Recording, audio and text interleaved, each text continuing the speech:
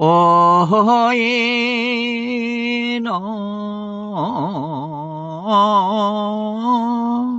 ละว่าสาธุเด้อโอ้นอสาธุเด้อผู้เด้อไทยสาธุเด้อผู้เด้อไทยถวยไทยอยู่ในถิ่นผืนแผ่นดินแผ่นฟ้าพงหญ้าป่าเขาเจ้าเอ๋ยเจ้าเอ๋ยคุณเอ๋ยองค์พระพุทธเจ้าผู้เนาอยู่ในสถานแดนนิพพานเรื่องร้องของงามคือแก้วบ่มีแมงมีแป้วแนวใดแม่แต่น้อยมือนี้พวกข้าน้อยมือนี้พวกข้าน้อยคอยได้ลังไหลมาแล้วมาแล้วคุณเอ๋ยถือเขาวตอกดอกไม้พวงใหญ่มาลัยหอม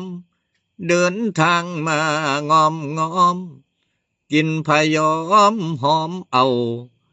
ามาถ้วยถวายเจ้าบูชาองค์พระใหญ่ขอให้เทพทรไทย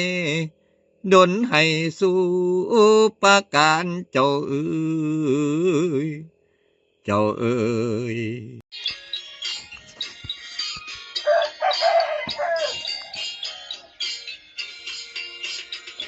คุณเอ๋ยบัดนี้จักกล่าวตาอ่านตามเรื่องมีมาพระพุทธไตรโลกนาถศาสดาพระปาติมาโอองค์สังโฆผู้ญาณล้ำศีลธรรมดอกงามของหลวงปู่เสนปัญญาทาโรดอกพี่น้องหลวงปู่เสนดอกพี่น้องผู้ของปันแม่นแตงมาเจ้าเอ๋ยเจ้าเอ๋ย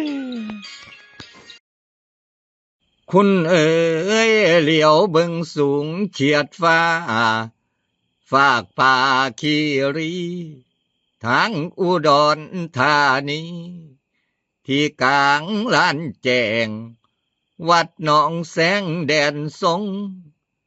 อาณาสงละวัดป่าหนองวัวสอดอกนาอำเภอเขาแต่เก่าเดิมนั่นแล้วนั่นแล้วคุณเอ๋ยหลวงปู่เสนได้ริเริ่มสร้างพระปฏิมาสูงจนเทียมเมฆาละตื่นตาบัดมาจองจนว่าตกตะลึงห้องแงนมององค์พระใหญ่งามปานเทพทนไทยบันดาลไว้ให้หมู่คนเทนาเทนาด้วยความสู้ทนเลิศล้นของหลวงปู่เสนถึงลำบากยากเย็นสุดลำเข็นก็ยังตั้งใจสร้างพระขึ้นมาเหนื่อยกายาจนมาล้มไปร่างกายระบมจมไข้ตายไปในห่วงวิญญาณตอนที่คุณหมอเฝ้ารอให้การเยียวยาเหมือนได้ฟังว่าอาจารย์จากพ่อแม่ครูบาอาจารย์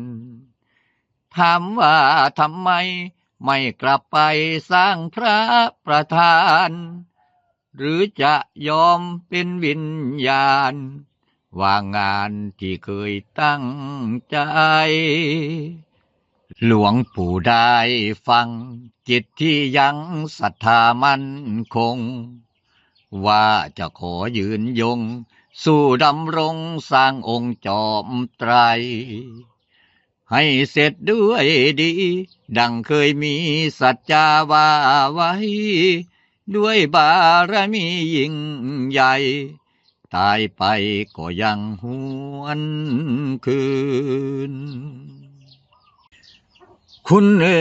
ยหลวงปู่เสนละเลยฟื้น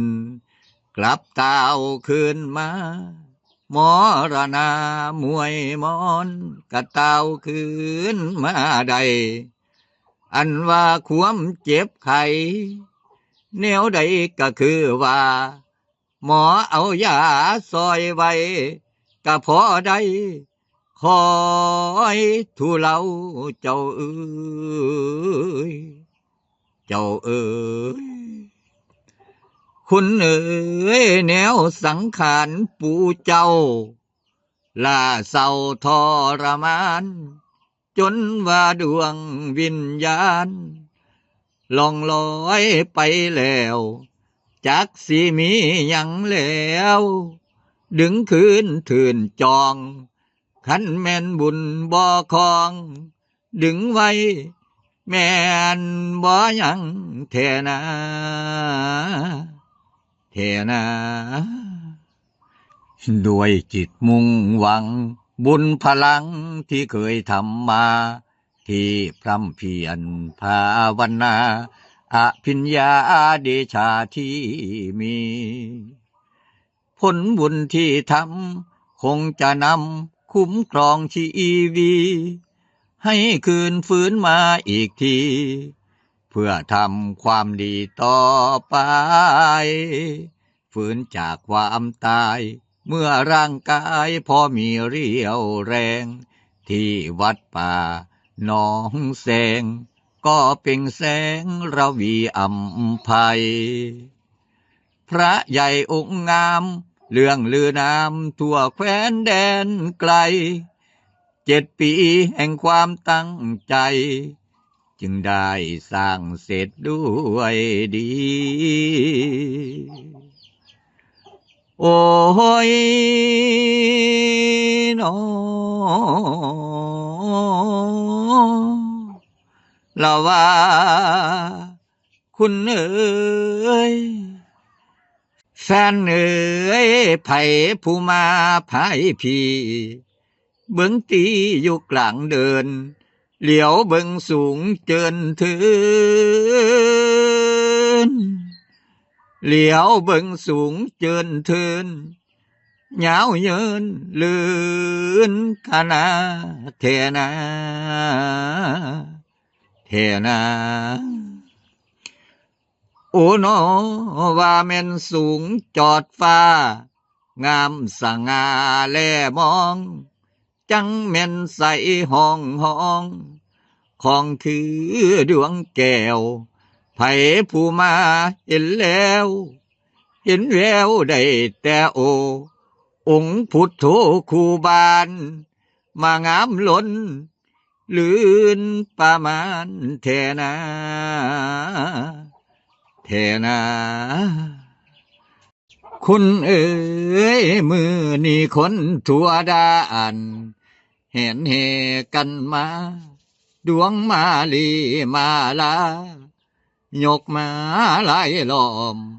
ทูบเทียนทองย่อน้อมถวายบูชาองค์พระใหญ่หลวงปู่เสนเมื่อใดฟังแล้วลูกนี้เอาวอนแน่ทอนแน่ทอนปู่เอ๋ยอันว่าสัพพสิ่งฮอนทุกสิ่งนานาอย่าให้มานำพานหมู่เหลนหลานใดองค์พระโพธิญาณไทยบารมีให้ตุ่มห่อลูกหลานน้อยใหญ่น้อยให้คอยได้แม่นอยู่ดีแน่ทอนแน่ทอนปู่เอ๋ยคนทั้งพองหมู่นี้ที่อยู่ในลานไผผู้มาในงานอย่าให้มีมานตอง